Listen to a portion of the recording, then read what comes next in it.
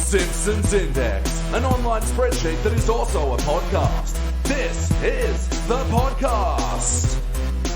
Coming to you from SideQuest Studios, this is the Simpsons Index, episode 229. Hello out there, I'm your host, Elliot Jay O'Neill, and joining me here as always, except when he's not, is BT Calloway. Boo. Can you tell it's October? October.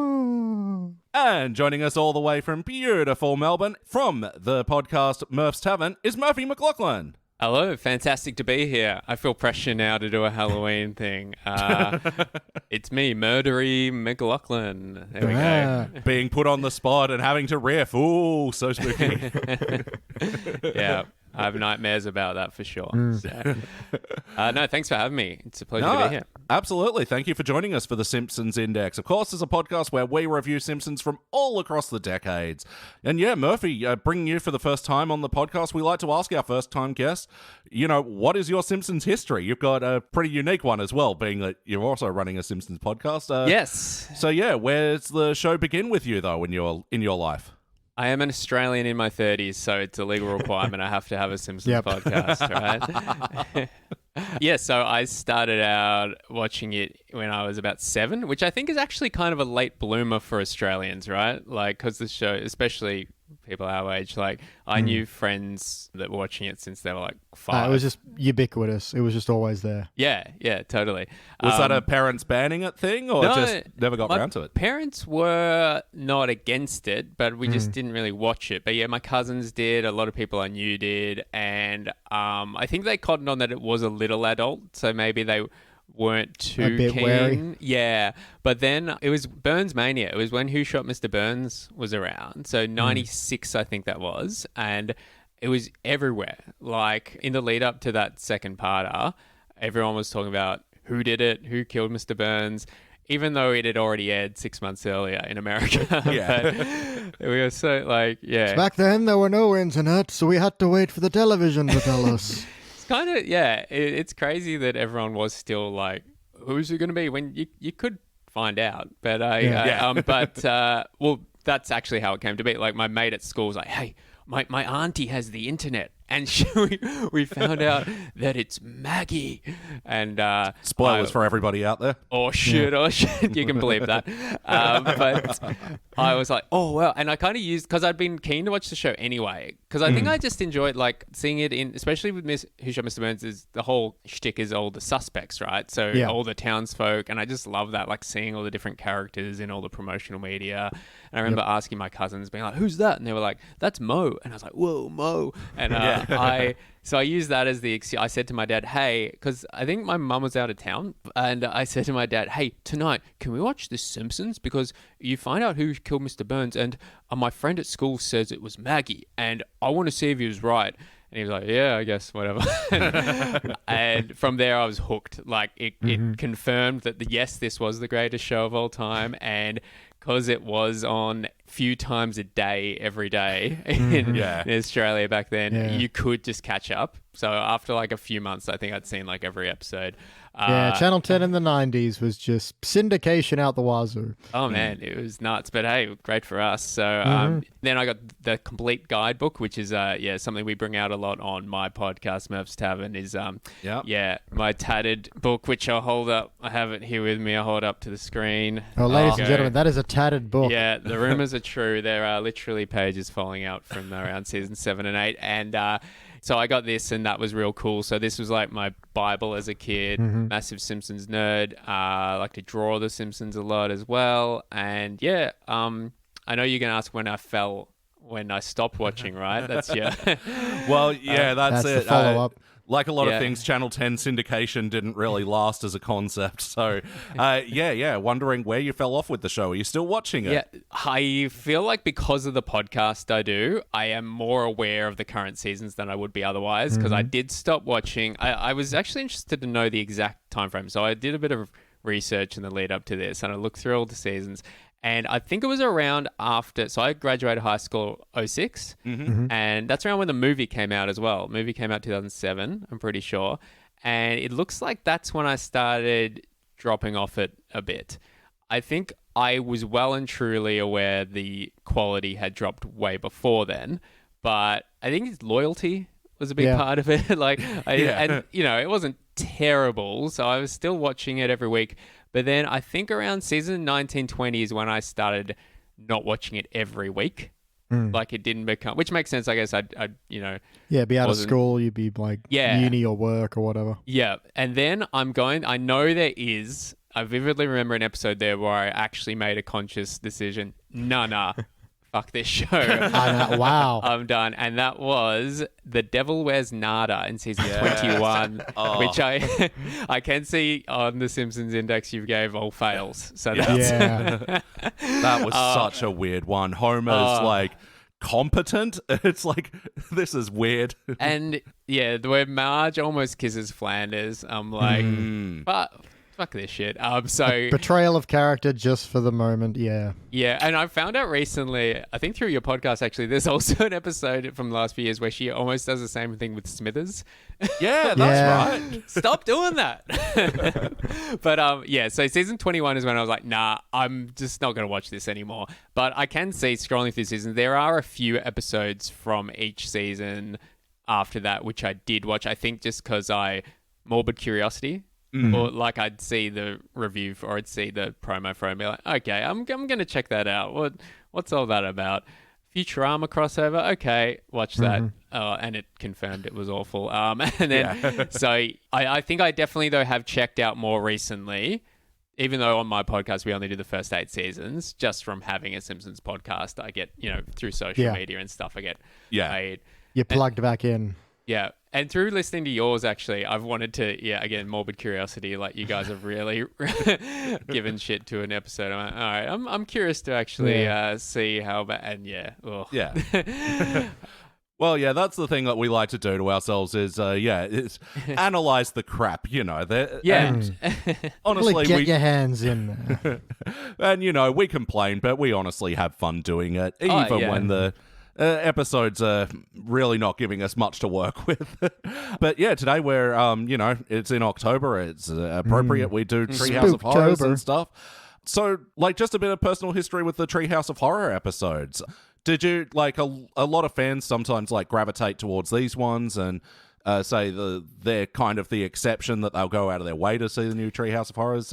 Did you like the Treehouse of Horrors growing up? And definitely growing up. Yeah. I don't think I was never hanging out around October, can't wait for the Treehouse of Horror. But at the same time, enjoyed them as much as all the other episodes. I mean, there's some classics. I think Treehouse of Horror 5, I'm going to say from season 6 with the shinning, Nightmare Cafeteria and Toasted. That's just flat out one of the best episodes, period, I think. Absolutely. Regardless of being a Treehouse of Horror. And, you've got so many good, the one with Hugo, the twin brother, Lisa's Tooth, Monkey's Paw. There's so many stand out there. It just was great because it gave the show an excuse to, do stuff they couldn't do in an everyday episode. But that's why, in my head, I was like, well, the Treehouse of Horrors should therefore continue to be still good in theory because, a huge problem with the show now is they've just run out of ideas, right? And, there's only so many times you can have a Homer Marge marriage episode or some sort of Homer loses his job. So it's like, well, Treehouse of Horror, you can do anything you want, but I feel like no, they haven't. I'm looking at your rankings for the last few Treehouse of Horrors, and it's fail. And I made my friends Rob and Lucy Caruana, who have been on Murph's Tavern a few times. They set themselves the task of watching all the Treehouse of Horrors. And I think they got to season 20 and they were like, we can't do it anymore. So now they just do it once a year, and they're just flabbergasted at how much they screw it up. Just how nonsensical it all becomes. Yeah, which is a shame because it really should be their time to shine. It should, in theory, be this is your episode where you can do what you want. You can the creative doors are open. You can do anything. Yeah. Yeah, it's sort of the shame with the new ones that, because with the old ones, you're talking about the shinning and stuff like that before. It's they're doing loving parodies of movies that they grew up loving. And with the new ones, they're just sort of doing what's new and what's just been released in the last 1 or 2 years. And 100%. although this one gets a bit of like new injection of creative enthusiasm from its writer, fellow Simpsons podcaster Julia Prescott. Yeah, Ah. I saw that. Yeah.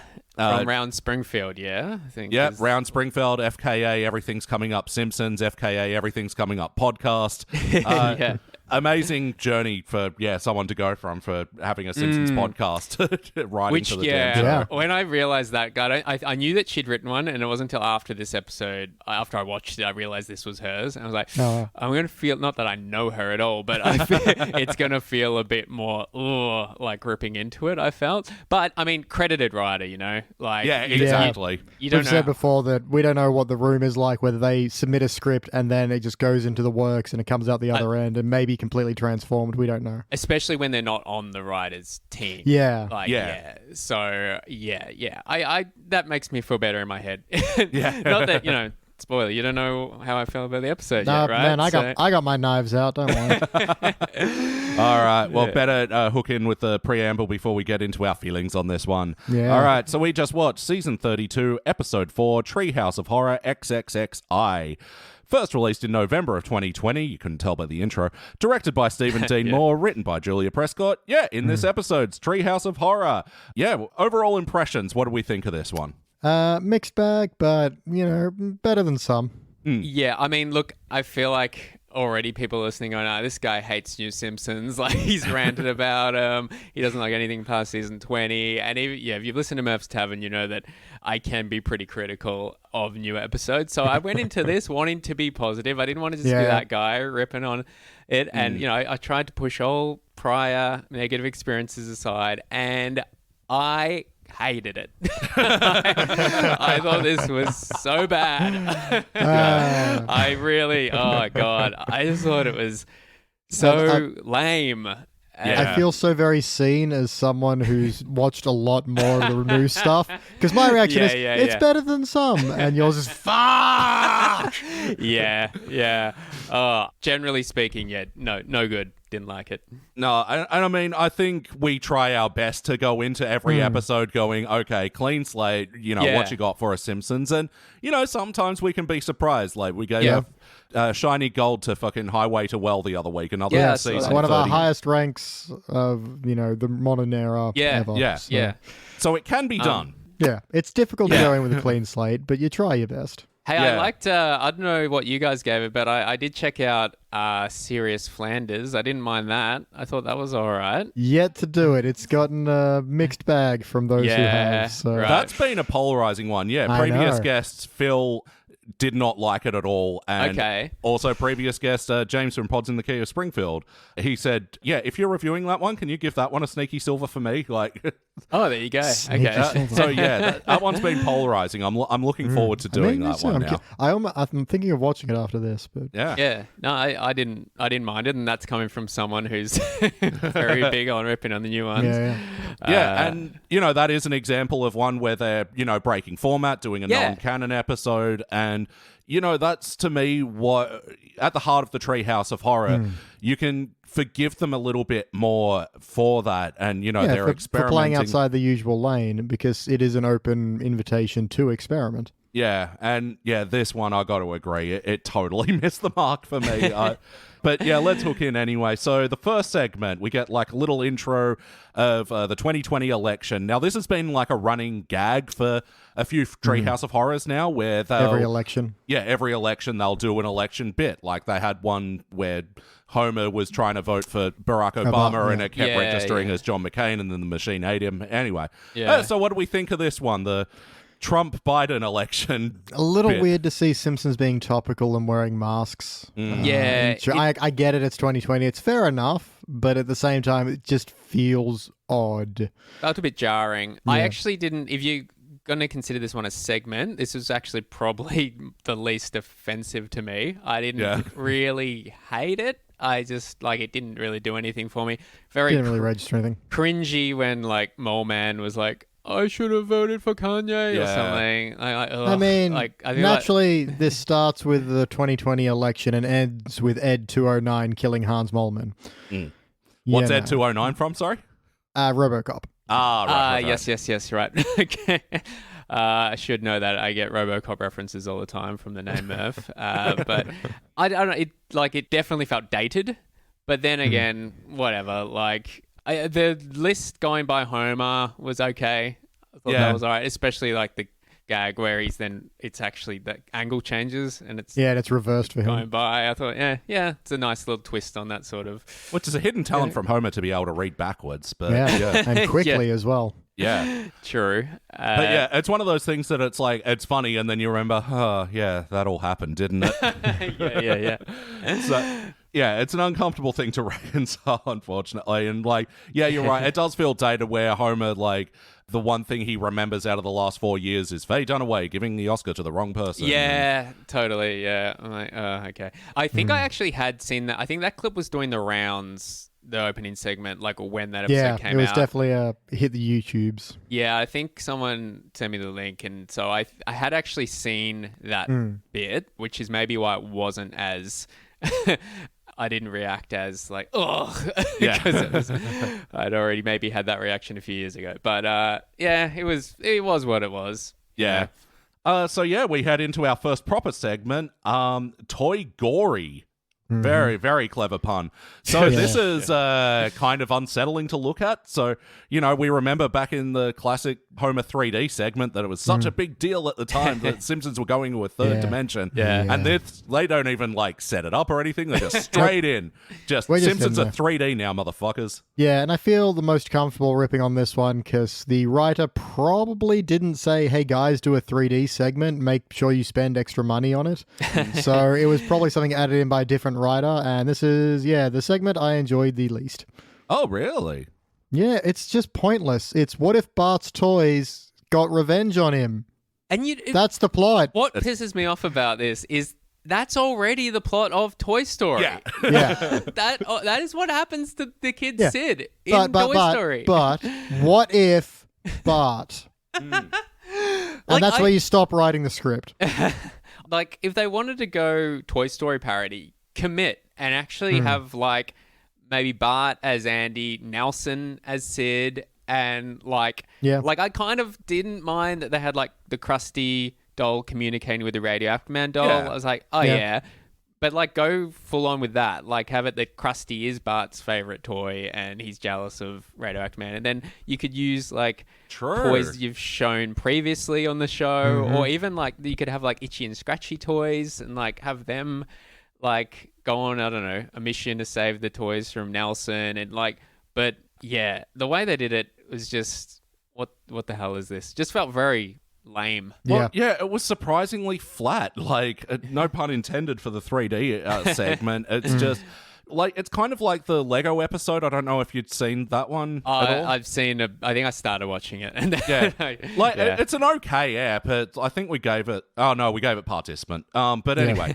It looks nice. It looks nice. But yeah, that's the problem. It's kind of hollow at the same time. And this is running the same thing where they're going to the extra effort to animate all this stuff. But yeah, nothing really of substance to do with it. It didn't jump out. The animation didn't seem that great to me. They've used... Because back when they had Simpsons video games, the cutscenes were this sort of animation. So it's not like it's anything new, right? Yeah. If this was the very first time ever you'd seen the Simpsons animated this way, maybe. But I don't think it needed to have this animation. I don't think it really, there was no benefit of having it 3D. Yeah, and then there was this weird bit where the toys are dragging Bart off and Marge and Homer are asleep in front of the TV, and then the TV is playing something in regular Simpsons animation. Yeah, because they were like, oh, we need to pad this out a little bit. It's a bit short, but we can't. We've already done all the 3D rendering. Yeah. I guess it'll just be 2D now, is what it felt like. Maybe it was meant to be a joke of they're watching the flat version for some reason, but it felt to me like, it was just extra stuff they had to add in. I felt the same way, BT. Yeah, I feel like that was even maybe cut from another episode or something, and they just shoved it in there because it was very jarring. Why is this suddenly 2D? And it wasn't a funny joke either. No, I can't even remember what it pulled to. Ripping on the TCM network. Oh, take that, Ted Turner. You showed him in his place. Yeah. They just Turner broadcast is boring. Cool joke. Yeah, I'm only aware of this network, by the way, because back on Optus Vision back in the 90s, that network would either air old movies or WCW wrestling. So, all right, there you go. Once again, Sneaky Elliot's Wrestling Corner. Got to get That's one in every time. a thing, yeah. Yes, it is. Ding, ding. Transitioning to when we run out of Simpsons episodes, we're just going to review every episode of WCW Nitro. Wow, go. I mean, does it dip in quality as the years go on? Oh, yeah. Will you still have the same rating system? Yeah, naturally. Got to figure out something instead for Cubic Zirconia, the World Heavyweight Championship, I guess. But the animation as well, like, there you go. The texture of the Simpsons skin, I couldn't quite work out. I don't know. Kind of rubbery, but not. Yeah. It didn't look like skin, and then it was extra unsettling when we see Grandpa in a few shots. Yeah, it's meant to, I guess, my best guess is emulating what they look like in the original Toy Story, which was a little bit, I don't know, Play-Doh-y. And there was a half reference to that where they, for the first part of the segment at least, they only showed Marge from, waist down to reflect Andy's mum. Yeah. Yeah, they abandoned that after a few seconds, I think, when she's in the kitchen and she goes, wine time! Wine she time! Drinks wine. It's like, what's going on? Yeah. Yeah, even for Treehouse of Horror, Marge could only have half a glass of wine. We've established that. And here she's just fucking necking a bottle of Sauv Blanc. But even then, the joke is, Marge is so sad, she drinks. Like, cool. Thanks, TV show. Yeah. Did you guys have any other moments from this segment that stood out to you? There was actually, so I laughed twice in this episode. So let's be positive. One of those laughs was from this segment. And I look back and I'm like, why did I laugh at that? But at the time, I definitely got a chuckle from me, is when it's Radioactive Man's funeral and Krusty is like, we'll now give is it batteries instead of ashes? Accessories to the widow. Accessories to the widow. And it's the monkey with symbols. And even before Krusty's line, his wife was a monkey, whatever, like, I just laughed at the idea of his wife being a monkey with symbols. I think it's a great example of where a joke does not need an extension, because I laughed at, his accessories will be given to his widow and it's the symbol monkey and that's it. But then to have Krusty go, his wife was a monkey. Yeah. Well, love is love. It's like, no, it was funny just to have you hand the accessories to the widow.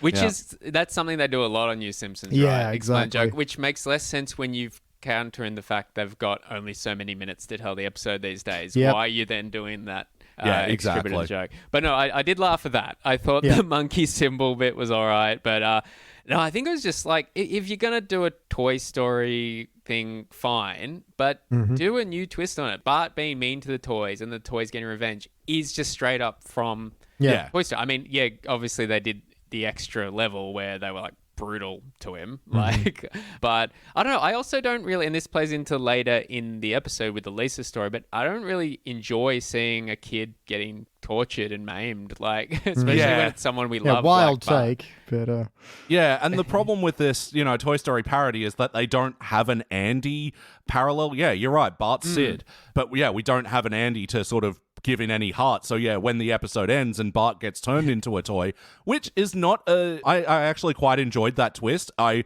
wish that was more of the episode of because there's no ending. It's just the toys kill him and turn him into a toy, and then we're still here for another 3 minutes. I thought that at least had 3 minutes of story of the family keeping their toy Bart son, but the episode just ends with a blank title card. Our message: don't buy toys. Yeah.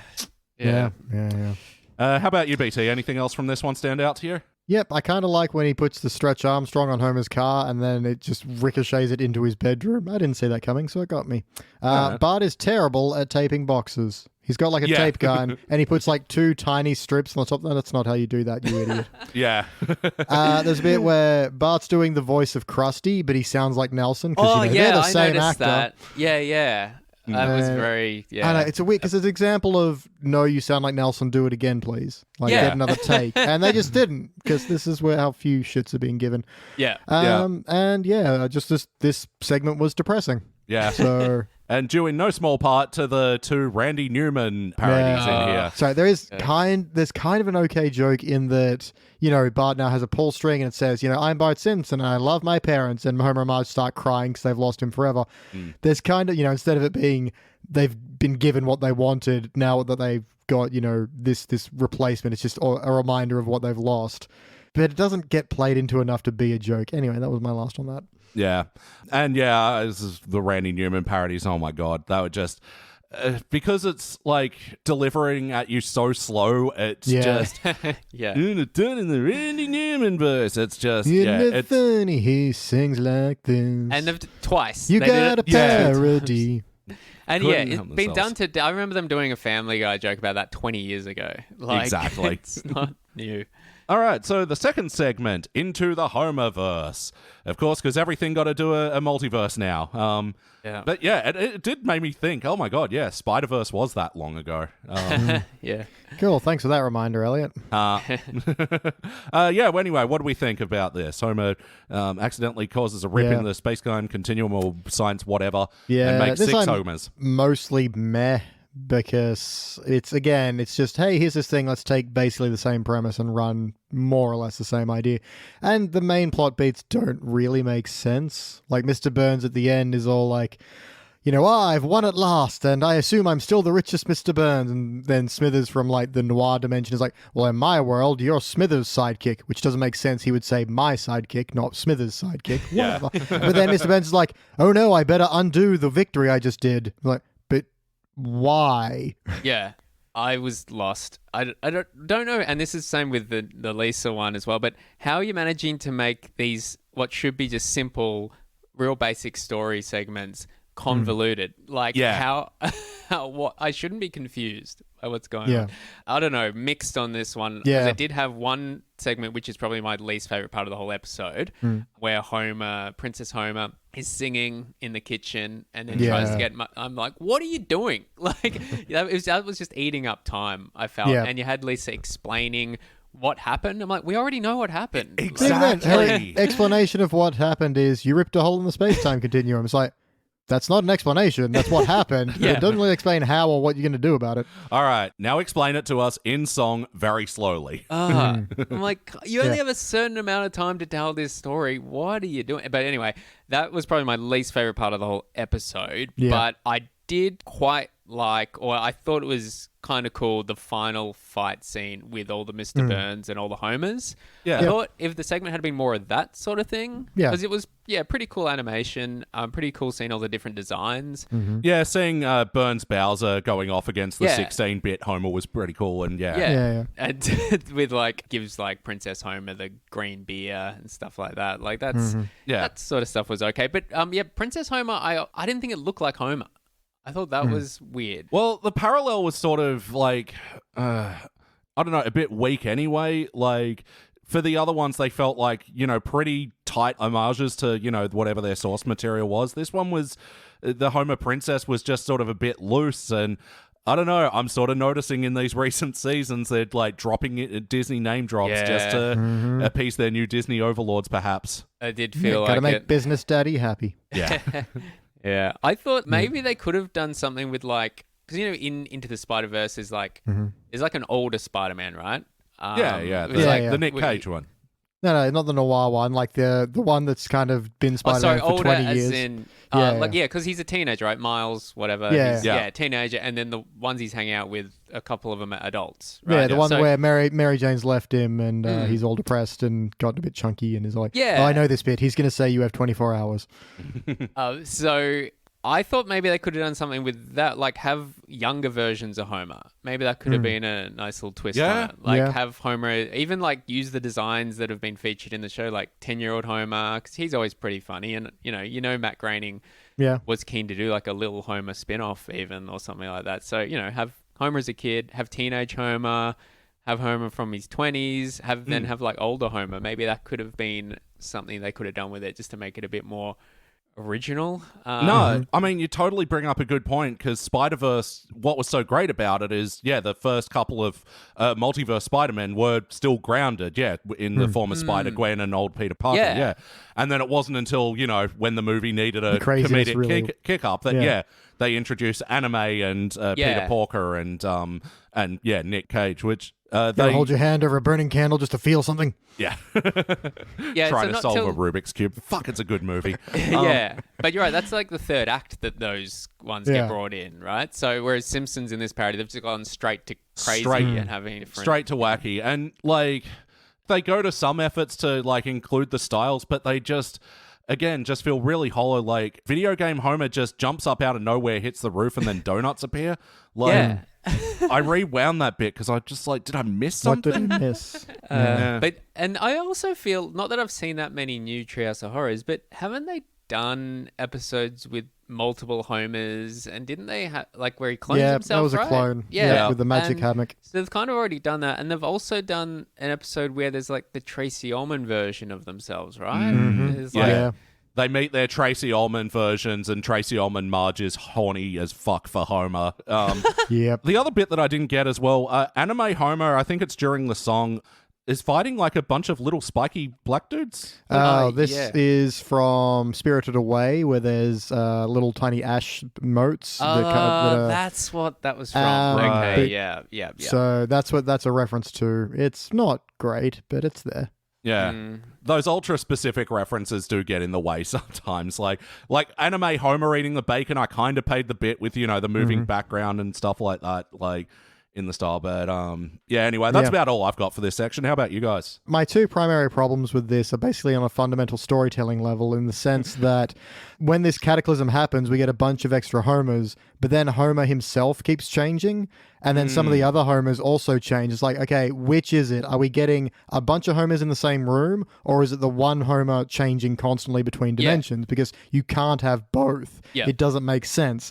That's doubled down on when, I think it's Marge is like, don't you understand? If you don't get them back to their own dimension, you'll die. And it's like, why? There's no reason for that to be happening. If it was him and he was constantly changing, then that would be a reason to want to undo it, because you want to go back to your regular self. You don't want to change into a different Homer every 5 minutes. Yeah. But it's just, they don't even understand what they're doing within a 7-minute segment. Totally. They've forgotten what's going on. They need to decide, are we doing a story? Yeah. In which case, make it make sense. Or are we just having fun with it and just doing gags? Yeah. And it's just, so have it as, Homers keep coming through, but they keep coming through and there's getting more and more, and that, instability is increasing. That's fine. That's enough of a motive to want to fix it. But it's just the fact that they have multiple, even then when it resolves and you've got Noir Homer with Marge, who then turns into Snagglepuss Homer, it's like, but you changing personalities wasn't the thing. That was like Prime Homer that was doing. It's just, it's a mess. And again, it is a 7-minute segment. To forget how your own 7-minute segment works is baffling. So it feels like their motivation is to just get these crazy Homers doing crazy Homer shit. Like when which is fine, 'cause it's good. It's good for the YouTube clicks, but come on. Yeah. But like when they're doing the news report and they're just going from fucking thing to thing, and now they're at Krusty Burger, and then they decided to do a doo-wop group, and it's like, what the fuck is going on? Those were too many bites. I did like the bowling alley is overbowled and the library is untouched. Yeah. I was like the idea that every crisis they just throw to what's happening at the library. Yep, sure. My final notes is it starts with Homer being like, what? Who ate all this candy? And it's like, okay, I know. Oh, wait, you're going to show me him watching security footage of him eating all the candy. I kind of already figured it out, guys. It's not hard to see Homer surrounded by candy wrappers and know who did it. It went for too long as well. Again, you've got 7 minutes. Why are you doing a 1-minute gag, which is, I think they could have cut it. I didn't mind him being carried out on a stretcher and then coming back. But make that like the punchline even. Like, don't just have it keep going. No, absolutely. And then it's like, also right next to that extended giving kids Advil for Halloween fantasy. Oh, yeah. God, why are we spinning the wheels? Yeah. And my last two are negative notes of Noir Homer just shoots Ned. Like, there's no joke there. He just shoots him. Right in the throat. Causes immediate decapitation. And I forgive you. Like, okay, and no one bats an eyelid. Like, at least when, Homer kills zombie Flanders, it's a zombie apocalypse. But now, and there's the line he's just murdered their neighbor. He was a zombie? Exactly. Yeah. And then when Anime Homer's fighting Mr. Burns, his eyes just explode. No reason. They just explode. Oh, that's from the other Miyazaki film. No, I don't know. How about you, Murph? Any other things about this segment? No, I just I feel like they wasted a few options. Well, there are so many Hanna-Barbera cartoons. When he went from Yogi Bear to Snagglepuss, I was like, okay, cool. They're going to go through a lot of different Hanna-Barbera cartoons. Switch to Fred and they solve the mystery. Or they stayed on Snagglepuss for the rest of it. I'm like, hang on, what? Because Murgatroyd is just so funny. Yeah, like have your best possible Hanna-Barbera joke. Did you really decide this is the best we can do about what does Murgatroyd mean? Nobody knows. Come on. Yeah. But yeah, nah, just didn't really do it for me. Yeah. Oh, yeah, and Burns holds up the vomit frog from the old Harry Potter segment as well. Yeah. Just a little nostalgia pop there. But then, our final segment, B9 Rewind. Despite the title parody, it's actually more about a parody of Russian Doll. Yep. Yeah. Yeah. This was my least favorite segment. Yeah, really? same. This one same. is my favorite. Really? Oh. It Controversy. was a little down to what you were saying before, Murphy. It's just a little uncomfortable watching a 9-year-old girl die constantly. Yeah. Well, I would say the difference is there's no expression of pain in any of it. So Bart is clearly suffering when the toys beat the shit out of him. But Lisa's like, even when a knife gets in her head, it's just and it's done. Sure. That's kind of the big difference for me. Yeah, I mean, it just feels like there's an absence of plot here, and it's just a montage of how can we kill Lisa a bunch. But then it's the same thing as the second segment, where then they do try and cram in plot, and none of it makes any sense. Yeah, it doesn't quite gel. I don't get why, like, Lisa and Nelson fade away, and then... That part really got me, and then she walks through the front door. It's like, were you fading away to go back to the beginning of the loop, which makes sense, or are you walking through the door where it's implied everyone knows what you've been going through? And there wasn't a joke at the end of that scene either, I think. She says, "It taught me to live every day," blah, blah, whatever her moral was. And then it's her... trying to go for heart. Yeah, but Lisa's just been shown to be a real dick the whole segment. Oh, yeah. Like, she kills Millhouse. Yeah, and they kill Gil, which, again, I had a problem with because I didn't... Because Gil wasn't responsible for their deaths in all of the things. That's kind of why I liked it. It was just so unrelated to anything. This is the solution for some reason. Yeah, I really didn't like it. But it did have my second laugh from the episode. Yeah. When Lisa is... talking about, I'm about to turn 9. I got to get rid of... I think she's talking to a toy. I can't even remember anymore. But she said, I got to put you in my hand-me-downs box. And the box says, for Bart. I thought that was a good joke. I thought that was funny. Yeah, for all the old books that she had, Books, that's it. Yeah. Yeah. So I thought that was a good gag. But no, everything else, it just, I think this one made me the angriest. I think. Just like... the one bit of plot, and it's probably my biggest laugh of the whole episode, which was when Lisa's like, we need to go to the one person in town that can help us with time and eternity, and they're on their bikes and they're driving? Do you drive a bike? Riding a bike right past the church, and the bulletin board sign out the front says, keep going. I really liked that joke, and then I thought it was going to be Frink, and then it was Comic Book Guy, which to me was like, oh yeah, that makes sense. And yeah, I didn't mind that they bribed him with breakfast burritos that were all yolk and double bacon. That, sounds delicious right now. I feel like this segment was a bit rushed as well. Like, I think it needed time from the other segments to build up its plot. I mean, there's a reason why season 1 of Russian Doll is so good, because, it takes these wacky live, die, repeat concepts and has time to flesh it out. But, in this one, it did feel like plot was a second thought, and just... how many creative ways that we can kill Lisa was the priority, and they weren't that funny to me. It was just various parts of the house collapsing, and pretty much. I did kind of enjoy the bit where she does a little, safety knock on wood kind of moment in the mirror that causes the mirror to fall on her. Yeah, I think in theory I liked that joke, but it didn't make me laugh. So I don't know. I didn't say I laughed, but conceptually. Yeah. And there's something that, we're obviously just getting snippets of some of their attempts. Apparently, they've at least done this 987 times, which... a lot of times. And the final gag as well was inconsistent with their wacky universe as well, which was Ralph's head is now on backwards, and he goes, I can watch my food go in and out. Yeah. Yeah, why? That didn't make sense. Like, it wasn't it's not like Homer with the toaster. Exactly, And it also is just, I just felt so lame. Like, that's such a cliched way to end a time travel stupid Ralph story. Not just Ralph, but having, like, something pop up, like... not everything's fixed. Yeah. Dun dun dun dun dun. Like, exactly. It felt like, and this is my problem with a lot of the jokes in this episode. It felt like just something from a kids' cartoon or something. Like, it wasn't classic Simpsons clever. Like, it was just, this could have been in anything. Yeah. And another problem I had with this segment was yes, it's a Treehouse of Horror episode, so the characters don't need to be on point. But Lisa was uncharacteristically just a jerk in this segment. And it's like, yeah, okay, you can make her a bit out of character, but don't make her full on, like, just killing people. Yeah. How about you, BT? Any other notes about this segment that you love so much? I mean, you know me, I love things so much. I did kind of like Krusty's, doing the balloon animals like worm, snake, cigar, 2x4. Yeah. That was all right, yeah. As a former clown, that's a good bit. Yeah.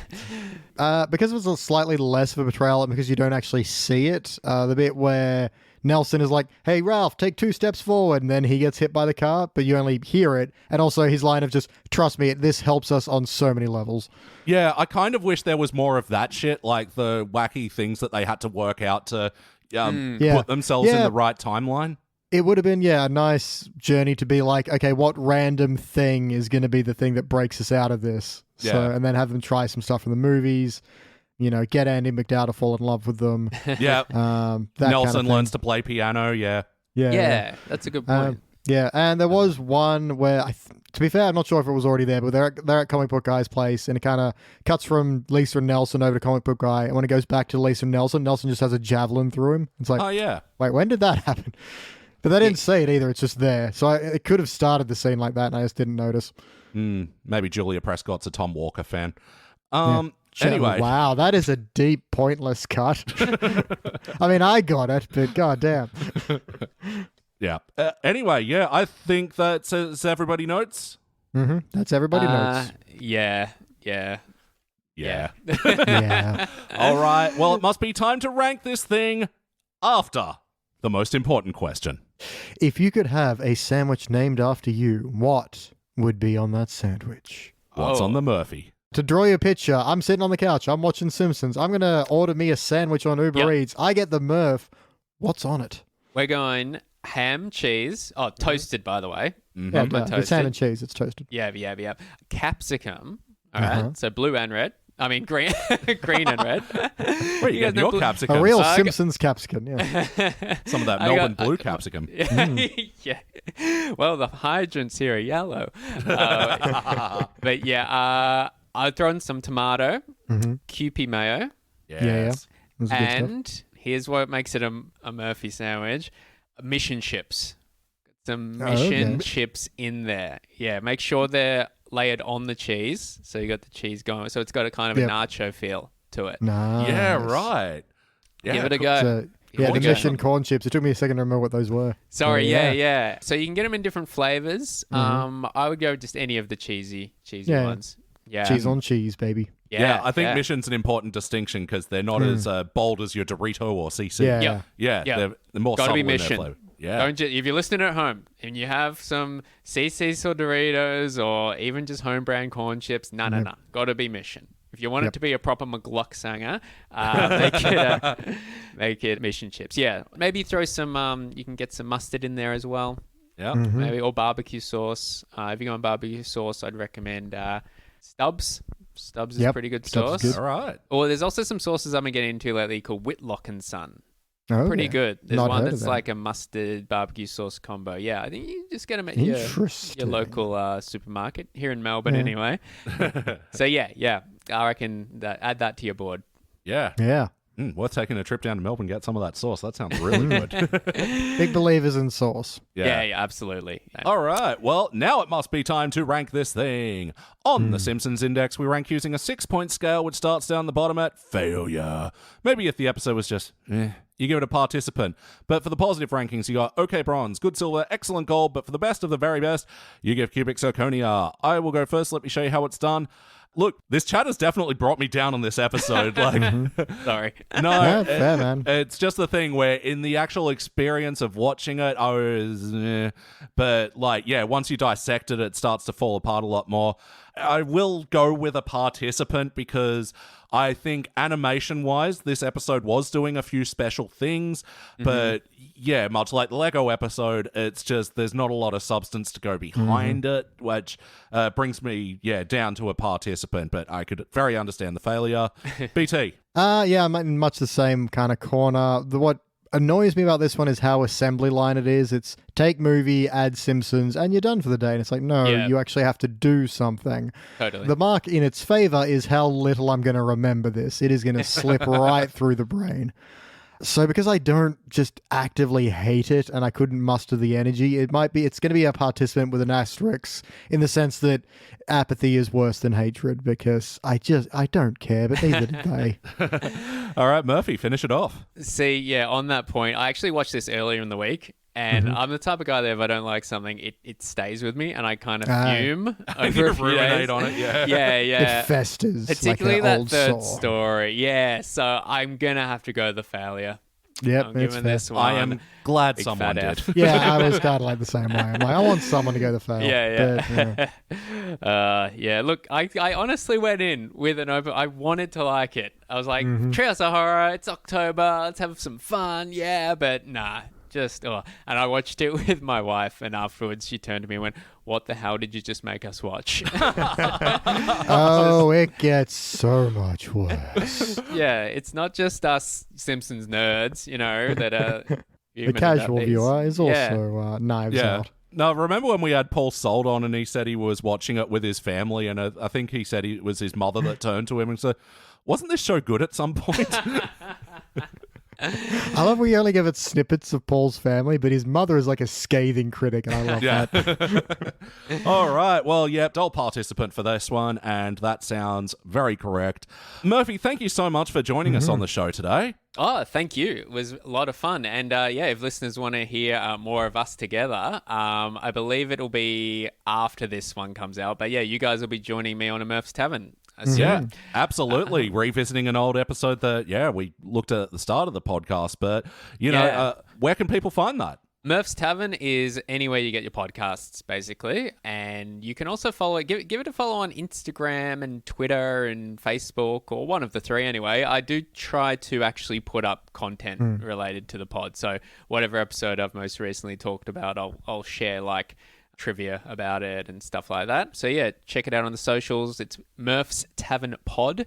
Or I think on Insta, it's just Murph's Tavern. I think the pub in Ireland hadn't got themselves an Instagram. So I should have really checked. Should have checked before I named the podcast. But there is a Murph's Tavern in Ireland, as you would imagine. They claimed the Murph's Tavern on a few of the socials. But Murph's Tavern Pod or Murph's Tavern. But check it out. It comes out every 2 weeks. Have usually it's like Melbourne-based comics on the pod with me. And we just chat about a different episode from the first 8 seasons.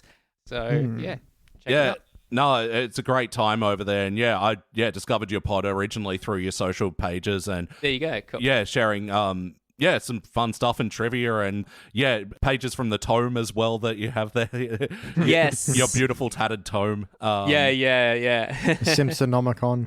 Yeah. It is fun revisiting the book. It's some of the... I also had the pleasure actually of chatting with a guy called Bill Morrison, who if you are a Simpsons fan, especially with the merch, you'll probably know his name, and he helped work on that book. So it was like pretty...